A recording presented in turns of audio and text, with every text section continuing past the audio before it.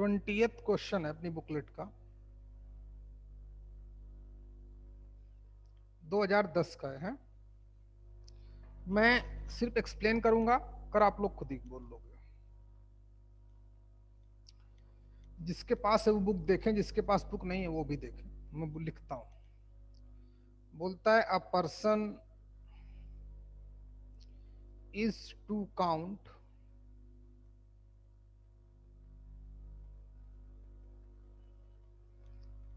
4,500 currency notes, 4500 note को वो count करता है, नोट करता है, मतलब काउंट करता है। और बोलता है जो ए एन है, ए एन क्या डिनोट करता है? A N denote the number of notes he count in nth minute, मतलब number of notes he count in nth minute. आज भाई मेरी तबीयत खराब है और थोड़ी दवा भी खाई, थोड़ा दिमाग भी सन सन सन सन बोल रहा है। फिर भी थोड़ा बहुत देखते हैं, 4-5-6 क्वेश्चन, कल तक शायद ठीक हो जाऊंगा। हुआ कुछ नहीं, कमजोरी लग रही थी और कुछ नहीं। देखे मिनट है, 4500 रुपए उसको काउंट करने हैं। ये एपी नहीं, ये पर्सन है ना, अ पर्सन। ए एन जो स्टैंड करता है वो number of notes he count in nth minute, मतलब उस मिनट में इतने नोट काउंट कर देता है। अच्छा सीखो। और बोलता है कि if A one equal to A two equal to A three, ऐसे क्वेश्चन को समझना बहुत जरूरी है, समझ जाओगे तो कर लोगे। ए टेन इक्वल टू 150, समझ में आया क्या अनुराग? इसका क्या मतलब हो गया इस बात का? ए वन इक्वल टू 150, अनुराग क्या मतलब हुआ इसका?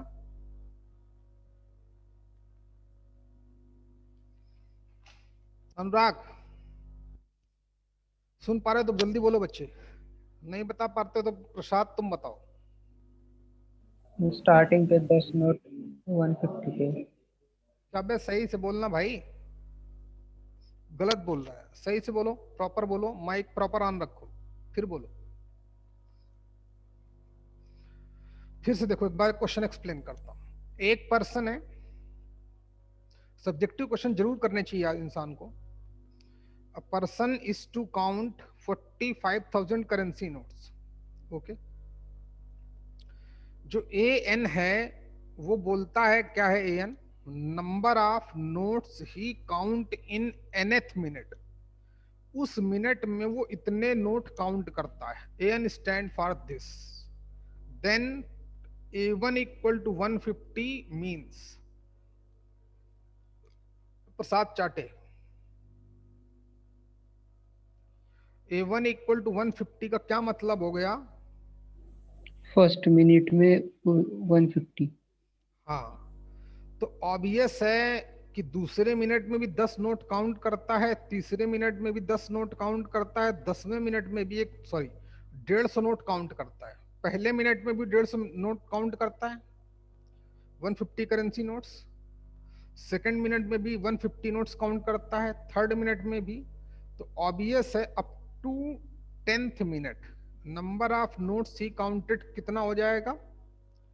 150 इंटू 10, यानी कि 1500 नोट तो वो काउंट कर चुका है जो उसने दे रखा है ना।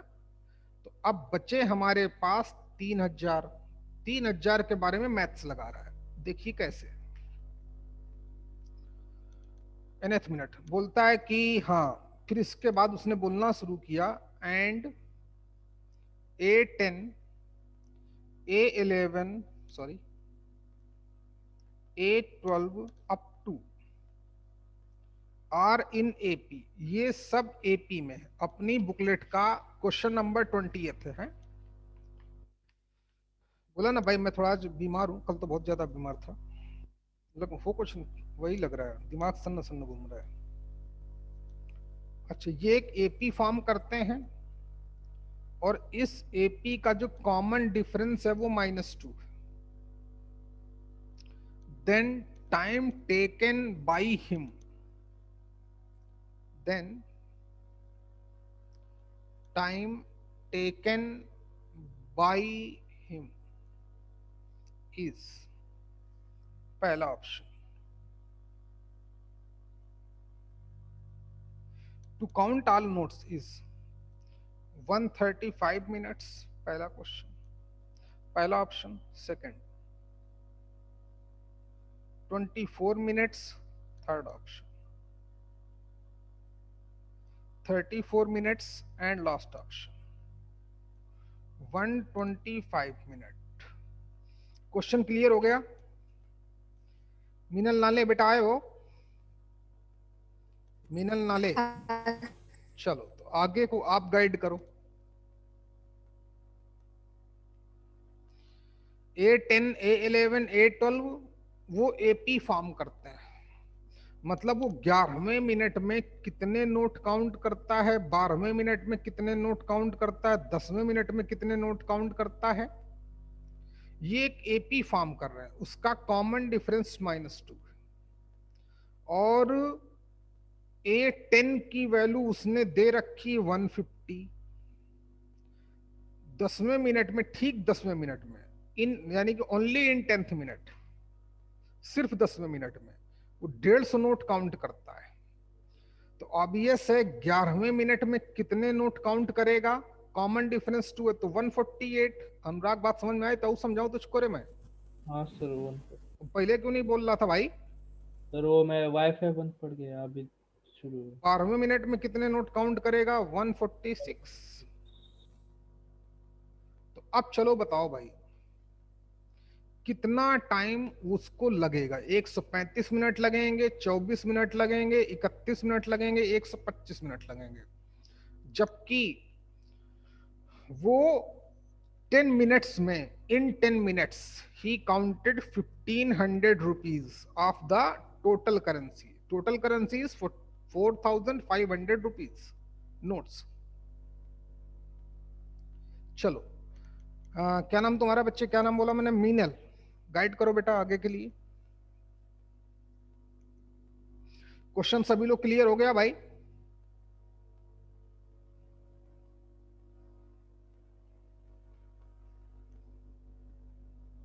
मीना जल्दी बताओ वरना प्रथमेश से पूछूं मैं। प्रथमेश बताओ भैया।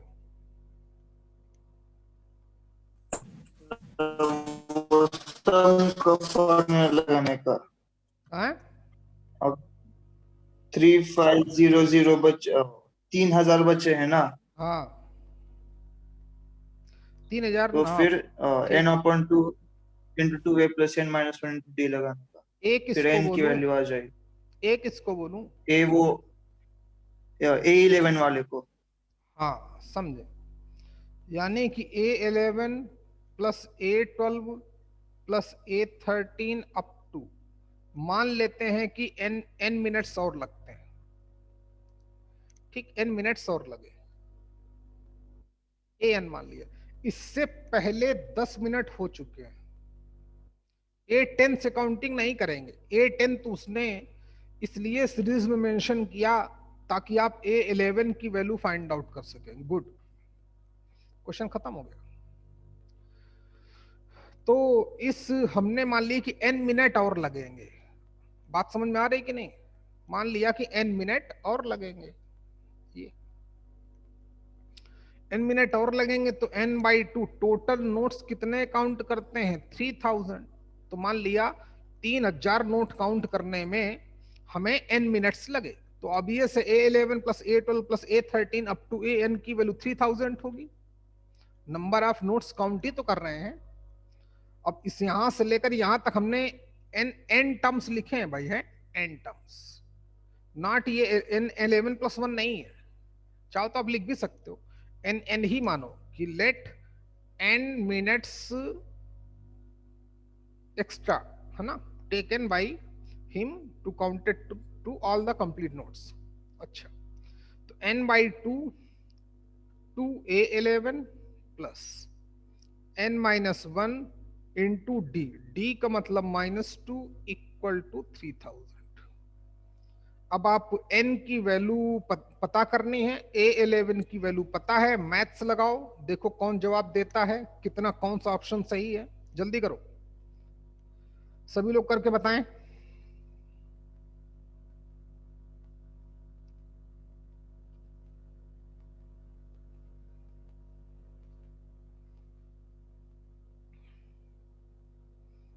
ऐसे वो थोड़ा थोड़ा दिमाग बीच में लगाता रहता है।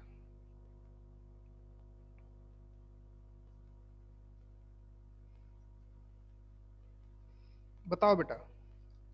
तो सी सही है। सी, कितना ऑप्शन आया? 34 मिनट्स। चलिए, इसमें n n की वैल्यू निकाली तो कितना आया?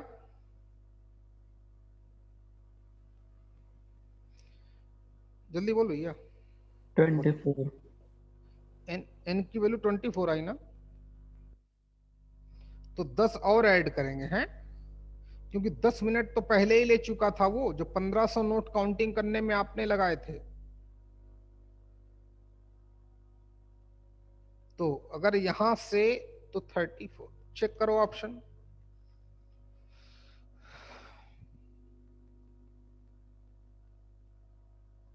ऑप्शन में है ना 34, वही सही होगा, चेक कर भाई। सही है सर। हाँ, चलिए अब तो क्वेश्चन नंबर 21, अगले पेज में चलते हैं। किसी बेटा अंकिता बनकर तुम्हें समझ में आया बच्चे? अंकिता चली गई क्या? नैनेश्वरी तुमको समझ में आया बेटा? हाँ सर। ओके, आंचल बेटा आपको? हाँ सर। चलिए, बॉयज से अगली बार पूछूंगा भाई। हाँ, तो 21 क्वेश्चन नंबर वो भी लिखना पड़ेगा। तो बोलता है अ मैन सेव्स ₹200, 200 रुपए सेव करता है in each of the first 3 month, यानी कि month 1, month 2, month 3।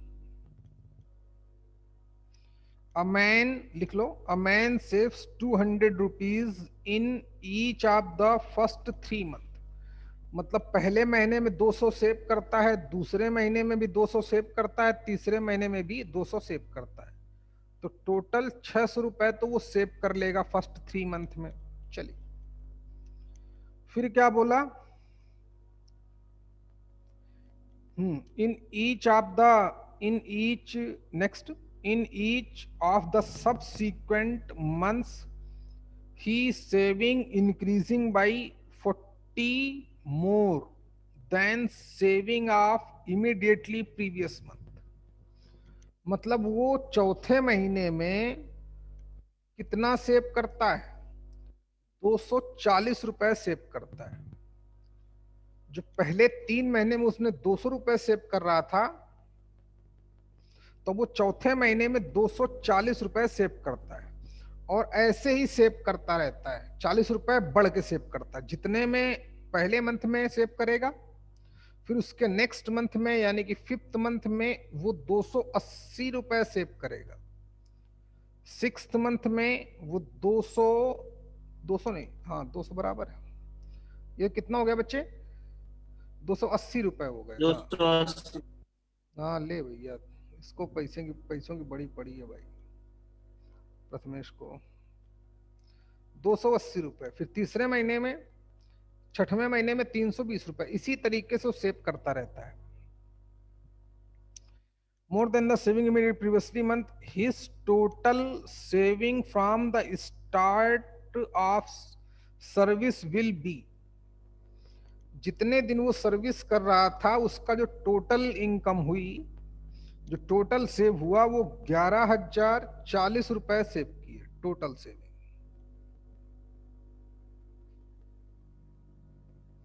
From the start, शुरू से, पहले 3 महीने और फिर चौथा, पांचवा, छठवां, सातवां, पता नहीं कितने महीने तक गया।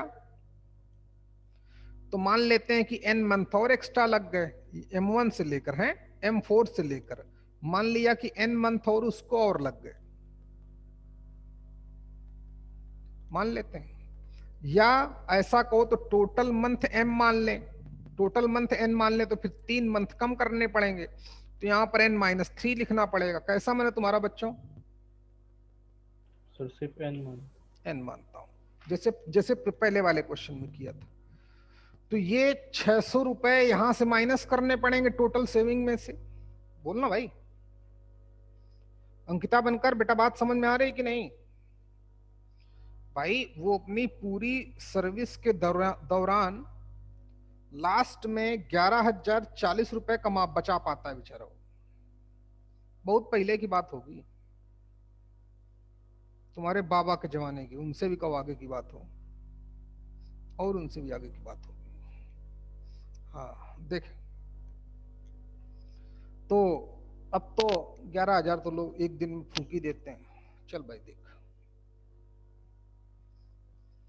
11,040 रुपए बेचारा वो बचा पाता है टोटल सर्विस के दौरान।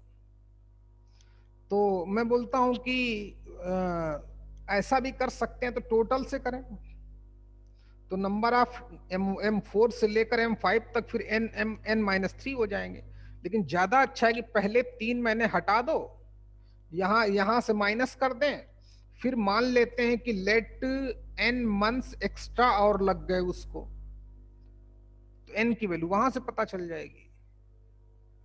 बात समझ में आ रहा है? जो आएगा वही हमारा एग्जैक्ट आंसर होगा। अच्छा, तो 11,040 रुपए में से मैंने 600 रुपए माइनस किए, कितना आया? 0, 4, 4 और 1 0, 10,440 रुपए उसको और कमाने में लगेंगे। जितने महीने, बोलना भाई, वही हमारा आंसर होगा। अनुराग बात समझ में आई कि नहीं आई भाई? चलिए अब लगा दो एपी, गेम ओवर। तो n/2, 2a का मतलब 2 गुणित 240 प्लस n-1 इंटू डी, कितना db 40 इक्वल टू कितना? 10,440। सॉल्व कर लो, n की वैल्यू ऑप्शन मैच करा लेना, जल्दी करो। ऑप्शन में लिखे देता हूं,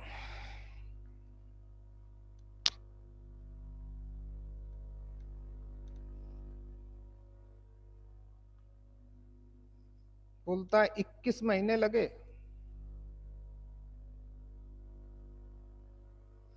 कि 18 महीने लगे? इस सही है। हैं? 21 कि 19 महीने लगे कि 20 महीने लगे? कौन सही है? First 21 month. चेक करो आंसर।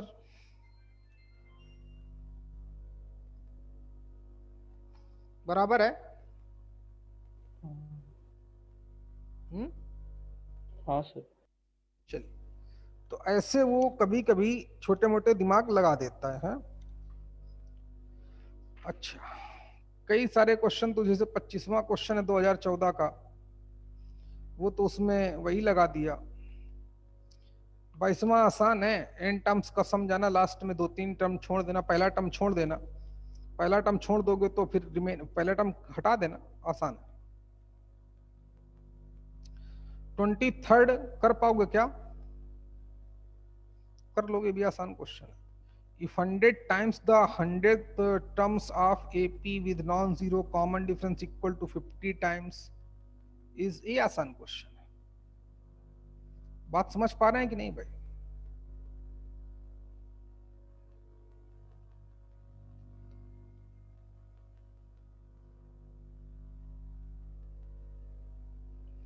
अच्छा हाँ, एक क्वेश्चन और ठीक दिखा मुझको, क्वेश्चन नंबर 17वां, 17th, और उससे पहले 16th and 17th question. 16th तो अभी तक आपको कराया ही नहीं, बता देता हूं।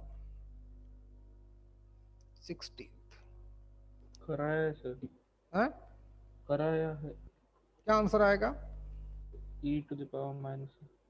अच्छा हाँ, 16th। हाँ। अच्छा, वो तो करा चुका हूं भाई। हाँ हाँ, ये तो आसान है ना। नहीं, एक मैंने लॉग का भी क्वेश्चन देखा था कहीं, यहीं अभी तक शायद इधर देखा था या पीछे देखा था। नहीं दिख रहा है इधर, यही होगा फिर, इसी को मैं लॉग का समझ गया हूँ। ये तो एक्सपोनेंशियल का है, डिनोमिनेटर में फैक्टोरियल है तो आसान है। तो चलिए क्वेश्चन नंबर 17 पे चर्चा करते हैं। 16 तो वो लोग बोल रहे हो गया है, एक्सपोनेंशियल का है। क्वेश्चन देखें 17 बोलता है कि if P and Q, if P and Q are positive real numbers, ये पॉजिटिव रियल नंबर्स है, such that P square plus Q square equal to 1, ये बताएगा मुझको, क्या नाम इसका, अजीत, क्या सेंस लगाया जाए। फिर बोलता है then the maximum value of P plus Q,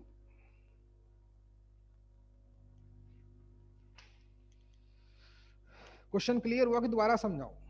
बोलता है कि P एंड Q दो पॉजिटिव रियल नंबर्स हैं, इसी वजह से मैं बीमार हो गया बेटा, मैं पैर ऊपर कर लेता हूं ना कभी कभी, जल्दी कर भाई।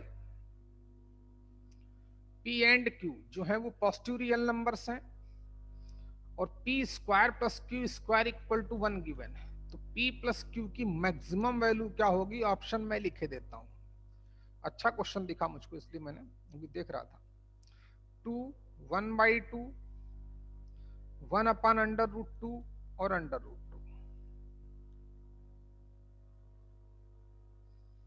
बताओ भैया, प्रथमेश तुम ही बताओ, नहीं अजीत, अजीत की बारी है। अजीत बताओ भाई, किस अप्रोच से क्वेश्चन को सॉल्व किया जाए। एपीजीपी लग रही है तो कितनी लग रही है, कैसे लग रही है, कैसे हैंडल किया जाए, जबकि उसने सिर्फ इतना ही बोला कि if P and Q are positive real numbers such that, बस। अजीत आया कि नहीं आया भाई? नहीं किया है क्वेश्चन। अरे तू बताना रे कैसे किया जाए, गधे कहीं के, ये पूछा मैंने, किया कैसे जाए, अप्रोच पूछ रहा हूं।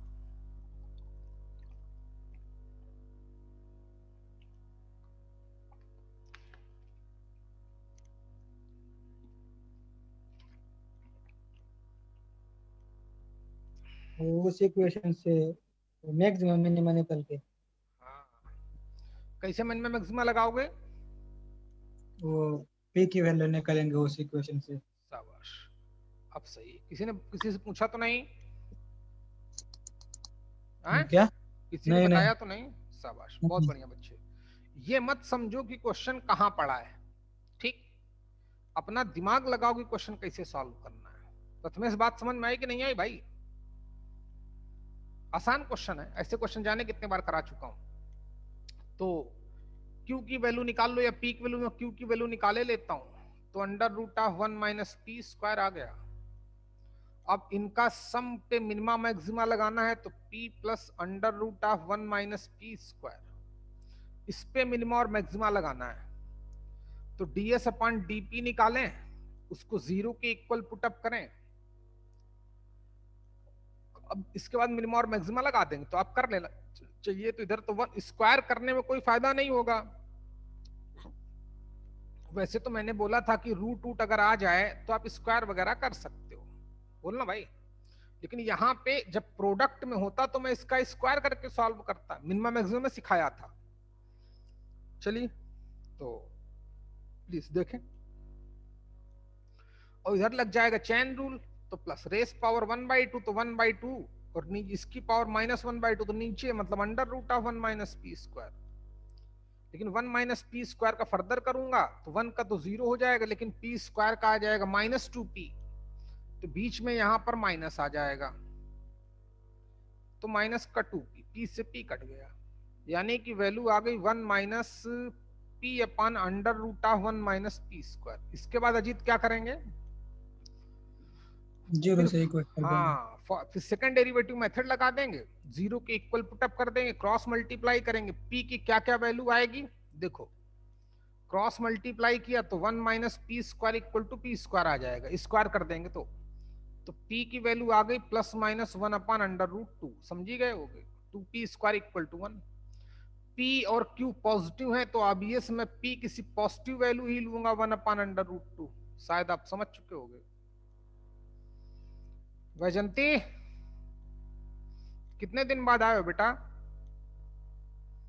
तबीयत सही हो गई तुम्हारी? फिर बीमार हो तुम? दीदी बहुत बीमार होती हो, बहुत पगलिया है। और इसको इस आईडी में क्लास भी नहीं, इसकी 11th की बच्ची है। चलो, एक से एक पागल आते हैं भैया, अपने पास कुछ ज्यादा ही आते हैं। क्यों? क्योंकि मैं भी पागल है तो हूँ, और क्या हूँ भाई। देखो तुम देखो भाई, तो अब इसके बाद अब ये से कर लेंगे। पी की एक की वैल्यू आए तो पी की इसी वैल्यू पर तो मैक्सिमम आएगा। अच्छा, इसकी मैक्सिमम वैल्यू चाहिए तो पी की वैल्यू 1/√2 यहां डाल दो, गेम ओवर, मैथ्स लगा देना। और तुम्हें नहीं देखना तो मैं किए देता हूं भाई। देखो, बोलना भाई प्रथमेश, बात समझ में आएगी? दोबारा समझाऊं? भाई मैं टाइम खराब करना है तो और खराब कर लो, किसको दोबारा डिफ्रेंशिएट करो, फिर u/v वाला कॉन्सेप्ट लगाओ। बोलना u/v वाला कॉन्सेप्ट लगाओ, फिर टाइम किल करना है तो कर लो। लेकिन हमें पता चल चुका है कि p की एक ही वैल्यू आई, दूसरी वैल्यू तो एडमिसिबल ही नहीं है, माइनस वैल्यू ले नहीं सकता, क्योंकि उसने खुद ही बोल रखा है कि p and q under positive होगा। अनुराग, बात समझ में आ रही कि नहीं रे? हाँ सर। अब इतना ही, इसके आगे जो स्टेप करता है फिर वो लोग बोलते हैं पेपर लेंदी आया था। समझे कि नहीं? क्योंकि उनको तो ये बताया गया है कि ds/dp निकालो, फिर उस जो रूट्स आए फिर उसको सेकेंड डेरिवेटिव निकालो, फिर अगर एक उस वो वैल्यू डालो, उस पर अगर निगेटिव आएगा तो उस वैल्यू पर मैक्सिमा अटेन करेगा, पॉजिटिव आएगा तो मिनिमा अटेन करेगा, तो p की वैल्यू वहां से कंफर्म होगी। फिर इसकी मैक्सिमम वैल्यू चाहिए तो फिर वहां पर वो p की वैल्यू डालेंगे, फिर ऑप्शन पता कर पाएंगे। तो पेपर तो लेंदी हो ही जाएगा भाई, अगर ऐसी सोच रखोगे तो। समझिए, मिनिमम और मैक्सिमा तो लगाना पड़ेगा, लेकिन मिनिमम मैक्सिमम हमें दो वेरिएबल है तो एक वेरिएबल की वैल्यू निकाल ली है, तो यहां तक तो सबको करना ही पड़ेगा। सभी जानते भी हैं क्यों करते हैं ऐसा, क्योंकि हमें मिनिमा और मैक्सिमा सिर्फ दो वेरिएबल में आता है। एक वेरिएबल का मिनिमा मैक्सिमा जब वो किसी एक ही वेरिएबल के फॉर्म में लिखा हो तो ठीक है, इतना तो बताया गया है आपको। बाकी अब p की वैल्यू आ गई, फिर आप फर्दर डिफरेंशिएट करोगे तो आपका टाइम ही खराब होगा, इसलिए उससे बचें। समझ पाए भाई? अच्छा, तो अब ये से p की वैल्यू 1/√2 यहां पर डाल दो, ऑप्शन आपको मिल जाएगा। तो s मैक्स, क्योंकि p की एक ही वैल्यू बची ना बच्चे, तो 1/√2। देख भैया कौन सा ऑप्शन ठीक है अनुराग यार? 1/√2 प्लस √1 - 1/2, तो ये भी 1/√2, तो ऊपर 2/√2, तो ऑप्शन हो गया √2, यानी कि D is the correct option. शायद आप समझ गए होंगे। आगे बढ़े भाई, चलिए। फिर 18 भी नहीं हुआ। 18वां, अच्छा बच्चे, चलो भाई 18वां देख लेते हैं क्या है। Question number 18। समझो बच्चे, सब यहां से समझो ना भाई, रटो नहीं चीजों को। हम कैसे अपने स्टेप कम करते हैं, हमने सिर्फ एक स्टेप में क्वेश्चन खत्म किया, 2 स्टेप में क्वेश्चन खत्म किया।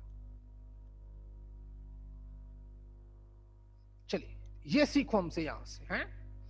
किसी का सोल्यूशन दिख जाए तो उससे देखो कि वो कौन सी टेक्निक लगा रहा है। अब तुम ये भूल जाओगे तुमसे मुझसे पढ़ते हो। समझ में आया कि नहीं? अब तुम्हें जहां से मिले कोई सोल्यूशन दिख जाए, देख लो, उठा लो, कॉपी कर लो। चलिए, सिलेक्शन निकालना एक थोड़ी टेक्निक है, नॉलेज तो होनी चाहिए, वो आपके पास है, उतनी नॉलेज है, उतनी आप साथ काम किया गया है। चलिए, इसने बोला कि सर 18वां क्वेश्चन, तो देख लो भाई 18वां भी देखो। The first 2 terms of GP, okay, add up to 12। ये क्या मतलब हुआ? पहले 2 टर्म को 12 तक ऐड किया गया।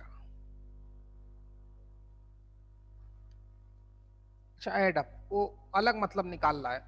इसका मतलब समझे, मैं लिखे देता हूं पहली लाइन, फिर पूछता हूं इसका क्या मतलब है। The first 2 term of GP add up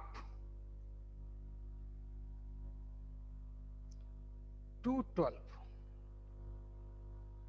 फिर फुल स्टॉप मार दिया।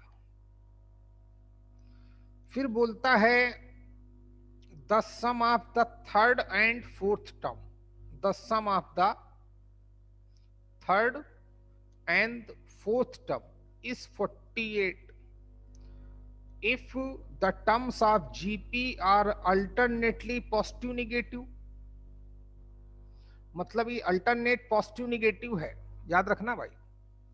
जो जीपी के टर्म्स हैं, the terms of GP in the manner positive negative alternate है। ओके, तो ऑब्वियस है कि आर जो होगा वो कॉमन डिफरेंस वो निगेटिव में ही आएगा।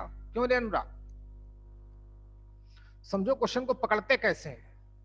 अच्छा, फिर बोलता है then the first term is, ये तो कंफर्म हो गया कि आर निगेटिव होगा, तो बोलता है पहला टर्म क्या होगा उस जीपी का। ऑप्शन दे रहा है -4, -12, 4 एंड 6, 4 ऑप्शन गिवन है। बाप रे, जल्दी कर भाई। हाँ, तो यहां भी कंफर्म है, यहां भी कंफर्म है। ए की वैल्यू पूछी है, फार्मूला भी आता है। ये थोड़ा इस बात का क्या मतलब है, अगर समझ गए तो क्वेश्चन खत्म। अनुराग बताओ भाई इस बात का। हाँ, ये जो वर्ड लैंग्वेज यूज कर रहा है बहुत गलत लैंग्वेज यूज कर दी इसने, जीपी एड अप टू 12। चलो, इसका सेंस है कि पहला टर्म प्लस सेकेंड टर्म 12 है। अब तो सभी लोग कर लोगे। ए जीपी है तो पहला टर्म तो मैं ए, सेकेंड टर्म ए आर मानूंगा, 12 हो गया। और ए गिवन क्या है, ए की वैल्यू पता करनी है, जबकि आर हमारा निगेटिव लिया जाएगा। आर निगेटिव होना चाहिए। ओके, हाँ, बढ़े आगे भाई। अब तो क्वेश्चन खत्म हो गया। नहीं सॉरी, ये हाँ, ये तो 12 ही था। बोला ना भाई, आज मेरा सर थोड़ा घूम रहा है। अच्छा, कल तक शायद पूरा ठीक हो जाऊंगा, क्योंकि 500 1000 mg तो खा के बैठा हूं भाई। 1000 mg जानते हो बहुत पावरफुल होता है। देख भाई, a प्लस ए आर 12 है, और तो ऑब्वियस है A3 A4 का मतलब, हाँ अनुराग क्या बोल रहा है? A3 का मतलब AR², A4 का मतलब AR³ इक्वल टू बोलता है 48, तो बोलता है A की वैल्यू पता कर फटाफट। अच्छा, तो मैथ्स लगाइए, लगाइए। हम ए को तो गायब कर सकते हैं, दो इक्वेशन दोनों से डिवाइड कर दूंगा तो ए तो गायब हो जाएगा। इसको बोल दिया y, इसको बोल दिया x, y/x किया। ऐसे कई बार क्वेश्चन में किया होगा। दो इक्वेशन दोनों सॉल्व तो कर ही लेंगे। अच्छा, तो सॉल्व कर भाई। ऊपर से a कॉमन ले लो, y/x कर रहा हूं क्या, तो y से AR² कॉमन ले लो। AR² कॉमन लिया तो 1 प्लस आर आया, नीचे a कॉमन ले लो तो 1 प्लस आर आया, इक्वल टू आया 48/12। आसान क्वेश्चन था। a से a चला गया, 1 प्लस आर से 1 प्लस आर चला गया, तो R² की वैल्यू आ गई 4, तो r की वैल्यू आ गई +-2। अब सुन बच्चे, अल्टरनेट पॉजिटिव निगेटिव कब आ सकता है, ये क्वेश्चन समझना था। अनुराग बात समझ में आई कि नहीं आई बेटा? हाँ सर। हाँ, तो ऐसे ही क्वेश्चन को फंसा देता है वो। तो हमें r की वैल्यू यहां से -2 लेनी है, ना कि 2। r की वैल्यू -2 पहली वाली इक्वेशन में डाल दो, a की वैल्यू आपको पता चल जाएगी। तो a और -2a इक्वल टू 12, तो a की वैल्यू -12 ऑप्शन में जरूर दी है। यही हमारा करेक्ट आंसर हो गया। अब यहां कुछ लोग अगर इस बात को इग्नोर कर जाते कि जीपी का हर एक टर्म अल्टरनेट साइन में है या नहीं है, इसका क्या सेंस निकाला जाएगा, तो वो आर की वैल्यू 2 भी डाल सकते थे। आर की वैल्यू 2 डालते तो 2a + a 3a, तो 3 4 12, तो a की वैल्यू 4 वो भी ऑप्शन में थी। समझे कि नहीं? बात समझ में आ रही कि नहीं आ रही? अब इसी को मोर देन वन ऑप्शन में बना देता तो ये बात ना लिखता तो r की -12 और 4 वैल्यू आ जाती। वो तो इतने समझदार हो खैर तुम, लेकिन समझें छोटी छोटी बातों का कितना इंपैक्ट पड़ता है।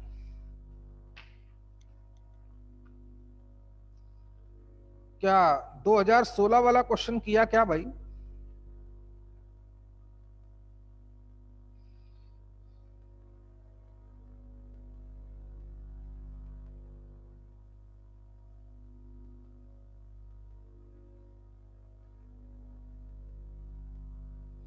ये 23rd क्वेश्चन कर दूं क्या? 23rd ना हो रहा हो आपसे तो लैंग्वेज लैंग्वेज समझना है। हो गया वो। शाबाश। और 24 तो कराया ही था, चलो एक बार फिर से करा देता हूं, क्योंकि अभी करंट ईयर में भी शायद इसी ऐसे ही सीरीज में फंसा दिया था उसने बच्चों को। 24th क्वेश्चन नंबर है, क्वेश्चन नंबर 24।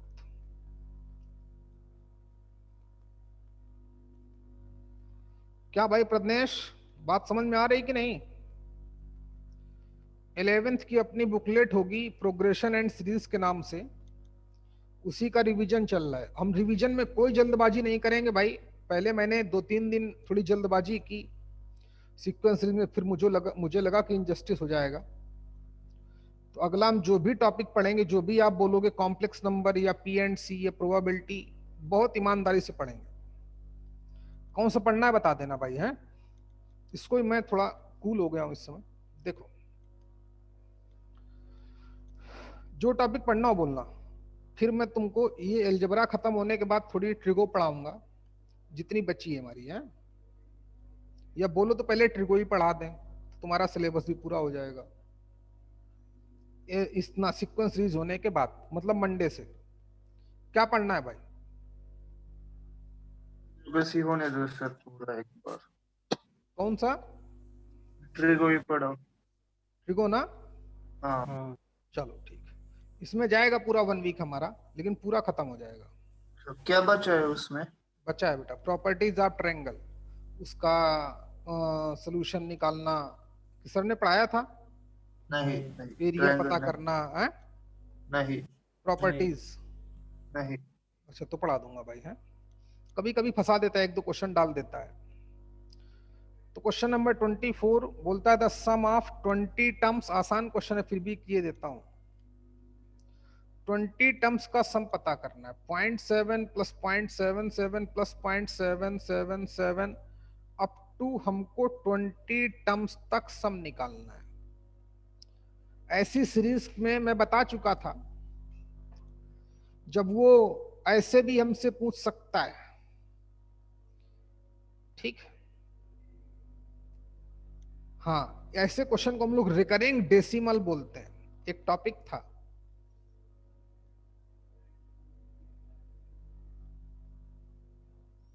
रिकरिंग डेसिमल है। इसको वो ऐसे भी लिख सकता था कि 0.7 के ऊपर डैश डाल देता, ठीक? बोलता है इसका सम निकालो, तो इसका सम तो मतलब इनफाइनाइट टर्म्स तक हो जाता। कहां तक भाई?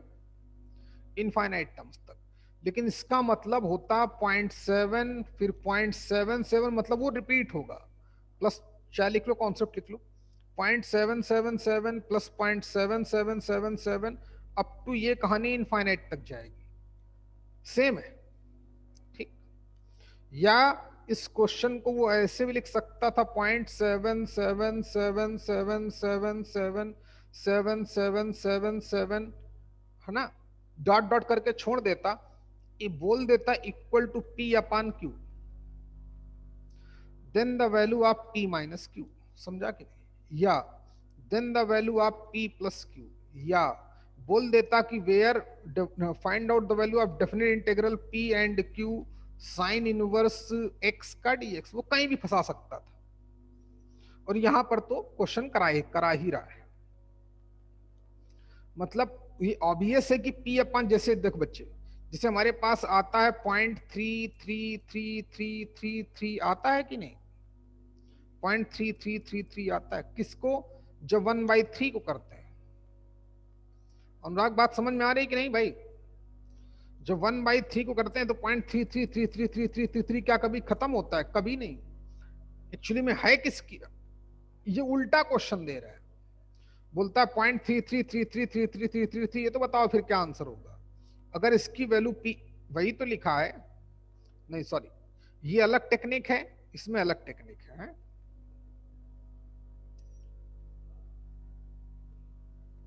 अच्छा, इसमें अलग टेक्निक है, इसमें अलग टेक्निक है। चलिए, या हमसे पूछ लेता, ये ऐसे क्वेश्चन, ये टेक्निक बताऊं, वो टेक्निक भी बताऊंगा। कभी बताया कि नहीं बताया तुम लोगों को भाई? 888 हाँ, 888 ऐसे पूछ ले। बताए। हाँ, तो आज फिर बता देता हूं भाई, ताकि रिवीजन हो जाए। है देख, तो ऐसे क्वेश्चन हमसे पूछ सकता 8 + 8 8 + 8 8 8 8 अप टू 20 टर्म्स एन एक टर्म, जहां तक पूछे। तो ऐसे क्वेश्चन हम कैसे हैंडल करते हैं? रिकरिंग डेसिमल थोड़ी देर बाद, ठीक है। ये इसका ये मतलब नहीं, सॉरी 0.7 का मतलब ये नहीं, मैं बताऊंगा उसका क्या मतलब है। 0.7 के ऊपर अगर डैश डाल देगा तो इसका मतलब हो जाएगा जो मैंने लिखा, ये हो गया इसका मतलब। वो मतलब वो रिपीट होता रहेगा ऐसे। इसका मतलब थोड़ा मैंने दिमाग में आउट चल रहा है आज, तो इसका मतलब ये नहीं है, इसका मतलब ये पॉइंट, मतलब वो सिर्फ डिजिट रिपीट होगी 0.7777777। अच्छा चलिए, टाइम ना खराब करें। तो जो क्वेश्चन था, इस पे 1-2 क्वेश्चन करा दूंगा, इस पे करा दूंगा, बस हो जाएगा रिवीजन हमारा पूरा। जो क्वेश्चन था वो है ही। अब लोग समझेंगे यार इसकी वैल्यू कैसे निकाली जाए, तो सीखो भाई, टेक्निक देखिए।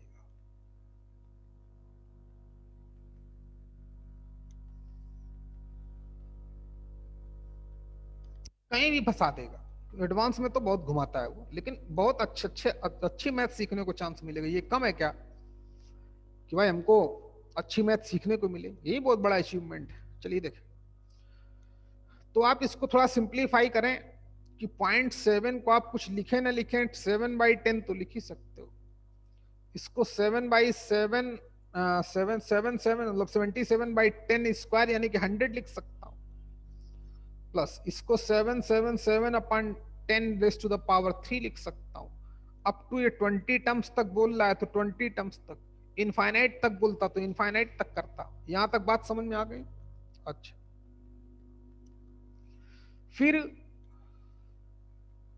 ऊपर से, सिर्फ ऊपर से जो सेम, जैसे हमें क्वेश्चन दिया जाए 8 + 8 8 + 8 8 8, इसको भी साइमल्टेनियसली सॉल्व किए देता हूं अप टू, मान लो 20 टर्म्स तक, इसमें भी बोल देता हूं, किसको भी ऐड करो। है ऐसे एक हमारे यहाँ पुराने जमाने में कहावत होती थी, उसका जवाब तुम लोग बगैर अपने पेरेंट्स से पूछे दे दोगे तो चैंपियन कहलाओगे। 8 को जोड़ो 8 बार, बताना भाई है। 8 को जोड़ो, ऐड करो 8 बार, 8 टाइम्स, और जो उत्तर आए उसका यानी कि जवाब आए, 8 को जोड़ो 8 बार और उत्तर आए 1000। ऐसे ही क्वेश्चन हमारे पास एक हुआ करता था, खूब पूछते थे पहले बुजुर्ग लोग हैं, लेकिन पागलों क्वेश्चन है, अपने बुजुर्गों से बगैर पूछे करना। देख, तो 8 को 8 बार जोड़ना है, 8 बार लिख के जोड़ना है। कैसे जोड़ते हो? 1000 आंसर आना चाहिए। थोड़ा ऐसे भी 1-2 पजल देखा करो कभी कभी, है सीखिए। 0.7 ये जो कहानी यहां लगेगी वही कहानी यहां लगेगी। कैसे? न्यूमरेटर से जो डिजिट सेम चल रही है वो बाहर निकालो, only from the numerator. 1/10 plus 11/10 square plus 111/10³ plus up to 20 terms तक। यही टेक्निक मैं वहां पे 8 निकाल लूंगा तो 1 + 11 + 111 + 1111। अच्छा, फिर एक क्वेश्चन और दूंगा भाई, है ये अभी एक पजल और दूंगा तुम लोगों को अभी मैं, लेकिन फालतू का होगा, लेकिन चलो थोड़ा दिमाग तो चलेगा। 1/10 11/10, ये बात समझ में आई? सेम 8 वहां से बाहर लूंगा, 1 1 1 1 1 1 111 111 ऐसे ऐसे आ जाएगा। फिर 9 से मल्टीप्लाई करना, 9 से डिवाइड करना,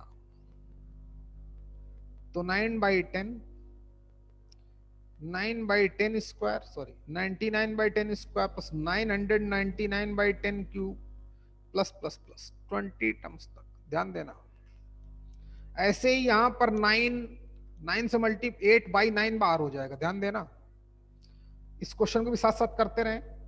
8 कॉमन लिया, 9 से मल्टीप्लाई किया, 9 से डिवाइड किया, लेकिन जो मल्टीप्लाई किया वो अंदर कर दिया, तो 9 प्लस 99 प्लस 999 इस तरीके से अप टू 20 टर्म्स तक। समझ रहे होगे? दोनों क्वेश्चन एक साथ देख लो। एग्जैक्टली क्वेश्चन हमारा ये था। करंट ईयर में भी अभी उसने ऐसा क्वेश्चन दिया है। ये भी करंट ईयर का ही माना जाएगा, शायद 2013 या 14 का है। कब का है भाई? 13 का, 2013 का क्वेश्चन है। चलिए, इसके बाद क्या करना कि 7/9 तो बाहर चल ही रहा है, इसको बाहर ही रखना।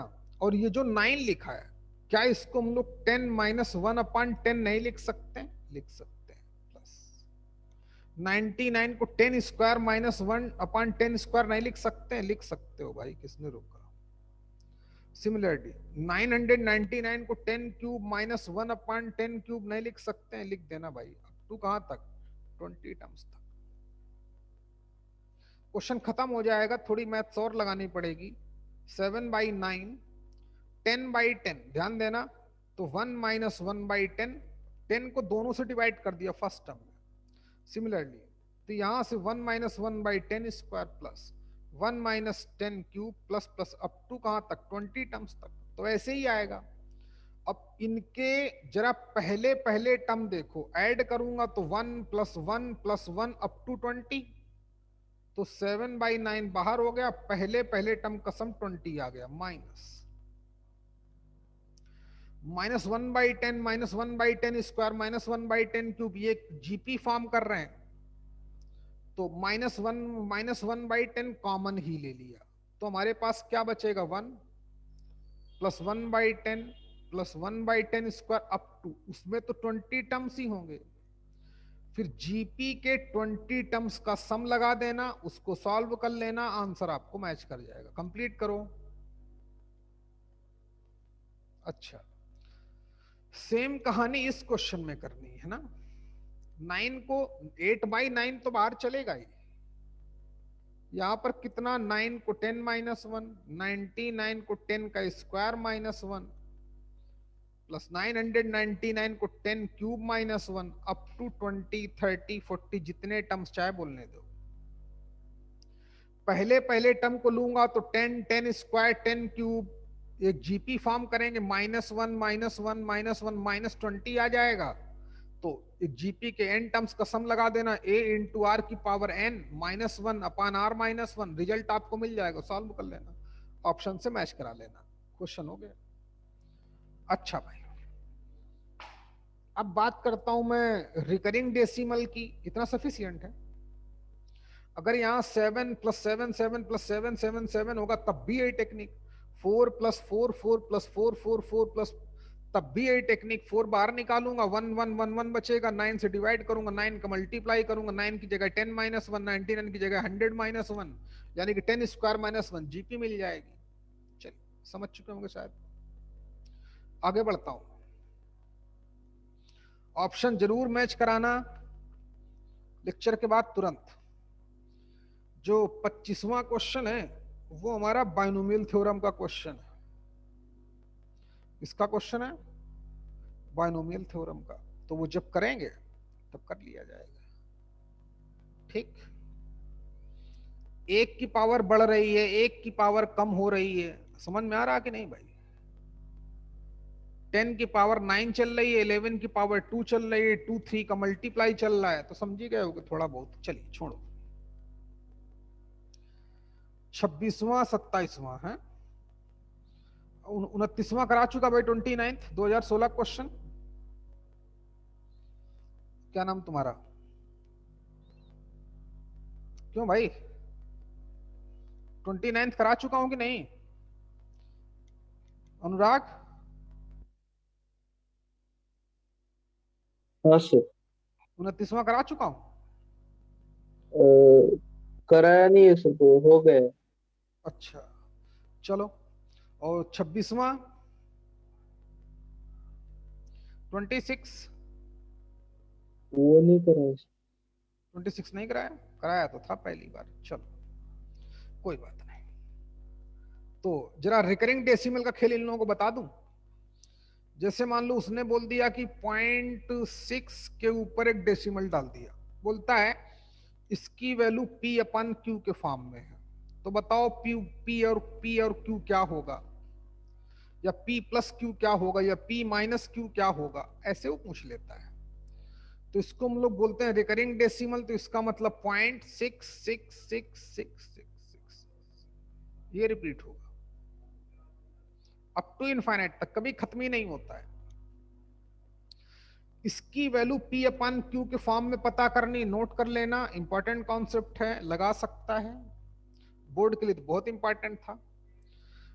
ये जो लिखा है तो क्या इसको हम लोग 0.6 plus 0.06 plus 0.006 plus 0.0006 up to infinite तक नहीं लिख सकते? लिख सकते हो।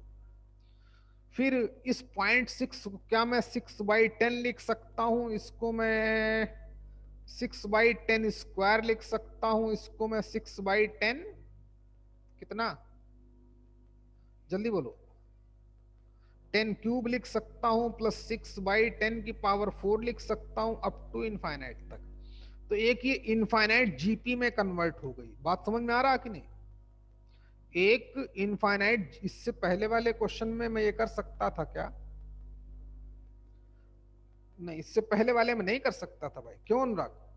हाँ, उसकी वही टेक्निक, क्योंकि यहाँ ऊपर सेम नंबर चल रहे हैं, ऊपर 1, ऊपर 7 बच रहा था, फिर 77 बच रहा था, फिर 777 बच रहा था, तो वहां पे नहीं कर सकता था। लेकिन यहाँ पे इनफाइनाइट जीपी बन रही है, नहीं बन रही है?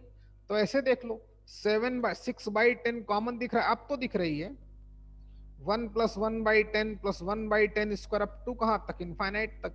जीपी के इनफाइनाइट टर्म का सब लगा देना, रिजल्ट आपको मिल जाएगा A/1 माइनस R।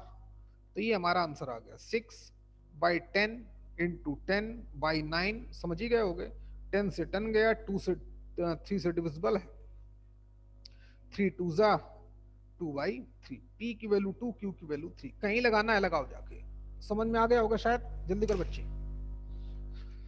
उफ। हो गया?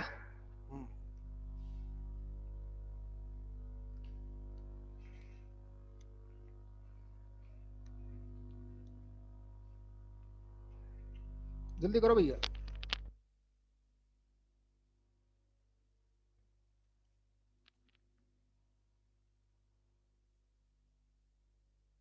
जल्दी कर बेटा। अच्छा हाँ, अब कौन सा क्वेश्चन? 26वां क्वेश्चन अनुराग पूछ रहा था। देखो भाई, अच्छा हाँ, एक इसकी और टेक्निक देख लो बच्चे। कभी वो ऐसे कर देगा कि 0.122 के ऊपर मार देगा, ठीक, तो ये भी आसान है। इसका मतलब समझ जाओ, 0.122222222 अप टू इनफाइनाइट तक। इसको कैसे लिख सकते हैं? 0.1 फिर 0.02 plus 0.002 plus 0.0002 up to infinite तक। फिर वही टेक्निक, इसको भूल जाओ, चलो मत भूलो, 1/10 plus 2/10 square plus 2/10 cube plus 2/10 की पावर 4 अप टू इनफाइनाइट तक।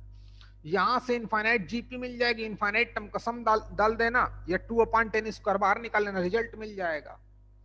अच्छा, कभी बोल देगा 0.175 और 75 दोनों पे डेसिमल डाल देगा, या इसको एक दोनों के ऊपर एक पैरेलल लाइन डाल देगा से दोनों के ऊपर। अच्छा, तो इसका मतलब समझे पहले।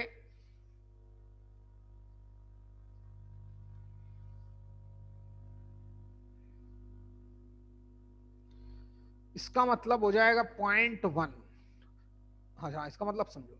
अब ये दोनों टर्म एक साथ रिपीट होंगे, 75 75 75 75 75 75 75 अप टू, दोनों term simultaneously with same sequence repeat होंगे।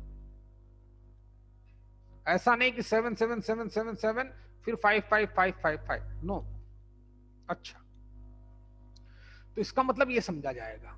रही बात इसको सॉल्व करने की, तो ज्यादा इजी नहीं है ना ज्यादा टफ है। तो 0.1 फिर 0.75 फिर ये तो गलत हो गया 0.075। बात समझ में अनुराग आई कि नहीं आई भाई तुमको? हाँ, फिर 0.00075। अरे ऐड करूंगा तभी तो आएगा 0.17575। समझ में आ रहा है? इसका 0 लिख देंगे, ऐड करेंगे तो यही आ जाएगा। हाँ, याद रखें। फिर 0.00005 5 बार आएगा, फिर 75, फिर इनफाइनाइट।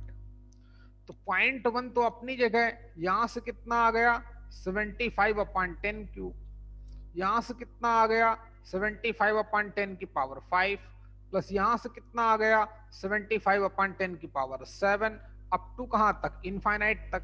पहले टर्म को भूल जाऊं 75 मतलब भूलोगे तो नहीं, ऐसे रखोगे 1/10। 75/10 क्यूब कॉमन लेना, इनफाइनाइट जीपी बन जाएगी, उसके इनफाइनाइट टर्म का सम निकाल लेना, तो रिकरिंग डेसिमल आपका यही हो चुका है। चलिए, सारे क्वेश्चन लिख लें आप जरूर। आगे बढ़ता हूं, देखें। हाँ, क्या बोल रहा था भाई? क्वेश्चन नंबर 26 वो हो गया सर। करा दूं? कहो तो कराऊं, कहो तो ना कराऊं भाई? हो गया सर। सब लोग कर लोगे भाई क्वेश्चन नंबर 26? जब बता दूं, जब तुमने पूछे थे एक बार।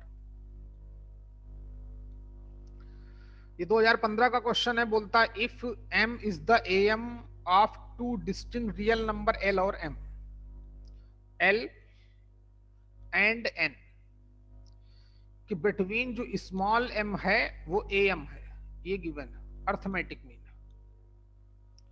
ए l और n दो नंबर्स के बिटवीन m जो है वो उनका अर्थमेटिक मीन है।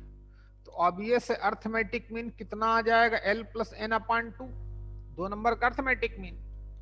अच्छा, वो एपी ही बनाएगा, ऐसा भी जानते हो। चलिए, तो m की जगह इतनी। फिर बोलता है and G1 G2 G3 are 3 geometric mean. आया ज्योमेट्रिक मीन का use. G1 G2 G3 3 geometric mean है, ये पढ़ा चुका था। Between l and n, l और n के between 3 geometric mean, G1 G2 G3। तो कम माने जाएंगे when l G1 G2 G3 n are in GP। जब ये GP में हो तभी ज्योमेट्रिक मीन माने जाएंगे। अच्छा, प्रथमेश क्या कह रहा भाई? हैं? बहुत शरारती है तू यार, इतनी गलतियां होती तुमसे कैसे भाई? देन बोलता है G1 की पावर 4 प्लस 2 टाइम्स G2 की पावर 4 प्लस G3 की पावर 4 जो आएगा, पहला ऑप्शन दे रहा है 4 times l square mn, second option दे रहा है 4 times l m square n, third option दे रहा है 4 l m n square, last option दे रहा है 4 l square m square n square. तो फिर हमें इनका सम पता करना है, वो भी l m और n के फॉर्म में। m की वैल्यू तो कन्फर्म है इतनी ही होगी और कुछ हो नहीं सकती। पूरा क्वेश्चन डिपेंड हो गया G1 G2 G3 की वैल्यू पर। ओके, इसमें जो नंबर ऑफ, अब इसका कॉमन रेशियो पता करें। कॉमन रेशियो सबसे पहले पता किया होगा, देखना कॉपी, तभी तो मैं G1 निकाल सकता हूं L इंटू R। अरे बोलना, हाँ, कॉमन रेशियो पता कर। नंबर ऑफ टर्म्स कितने हो गए 5, तो और T5 जो है वो n है, और जीपी के पांचवा टर्म कैसे निकालते हैं, a इंटू आर की पावर n-1 यानी कि 5 - 1। तो r की वैल्यू आ गई n/l का 4th रूट यानी कि 1/4। चलिए, जब G1 की पावर 4 करेंगे तो ये 4 से 4 कट जाएगा, यहां पे भी कट जाएगा, यहां पे भी कट जाएगा। ठीक है, अच्छी बात है। अच्छा चलो वैल्यू डालते हैं। तो G1 हमारा कितना हो जाएगा भाई? G1 हमारा हो जाएगा A इंटू आर। अरे ध्यान दे भाई, सेकेंड टर्म है ना, तो G1 इक्वल टू LR हो जाएगा। सॉरी, पहला टर्म L है तो second term LR, third term LR square, तो फोर्थ टर्म LR क्यूब, और ये पांचवा टर्म LR की पावर 4 जिसका मैं यूज कर चुका हूं। G1 की जगह LR लिखना है, G2 की जगह LR स्क्वायर लिखना है, G3 की जगह LR क्यूब लिखना है, R की वैल्यू डालनी है, L प्लस N को 2M लिख सकते हो। ठीक, देखते हैं, वैल्यू डालो। तो L की पावर 4 R की पावर 4 प्लस 2 टाइम्स G4 का मतलब L की पावर 4 और R की पावर 8 प्लस G3 का मतलब L की पावर 4 R की पावर 4 तिरका 12। ओके, अब L की पावर 4 तो बारी निकाल लो, आसानी रहेगी। R की वैल्यू डाल दो, ध्यान देना फटाफट।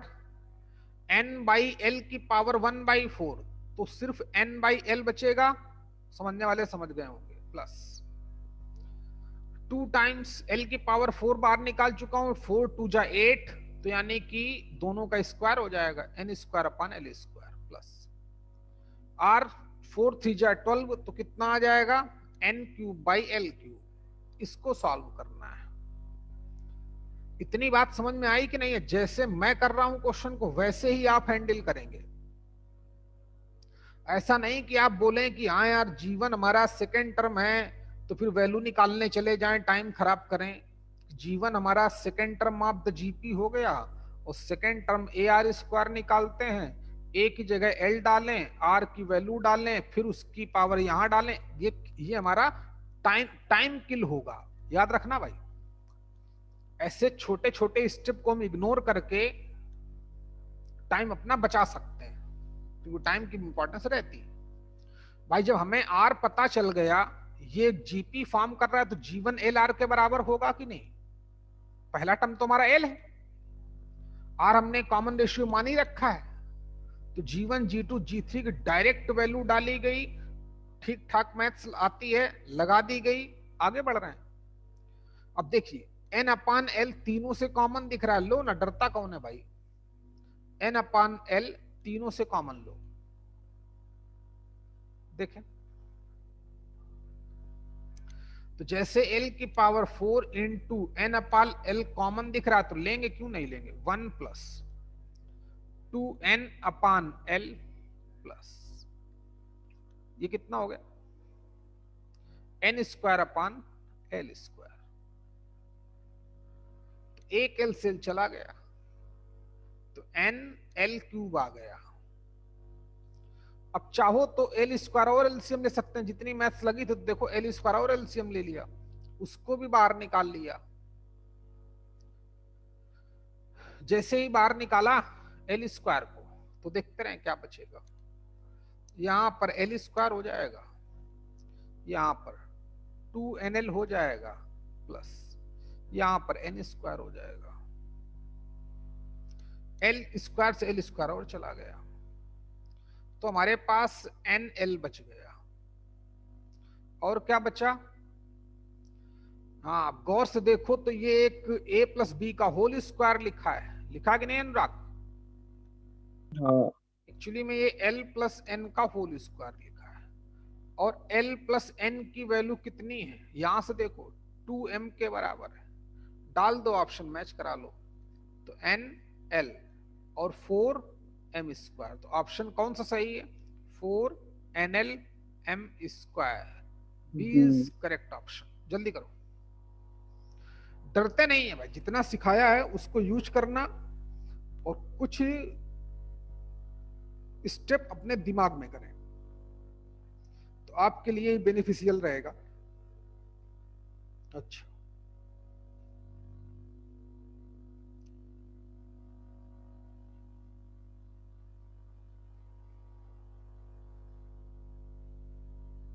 ट्वेंटी 27 क्वेश्चन भाई हैं, या कल ही कराएं? वही कल कराता करो। हूँ, आज तो मैं थोड़ा बीमारी चल रहा हूँ। तो उसमें क्या प्रॉब्लम हो रही तुमको अनुराग यार? हो गए 27। नहीं ये नहीं पूछ रहा हूँ भाई मैं, तो उसका टेस्ट केस टेस्ट, तो टेस्ट का तुमको मिल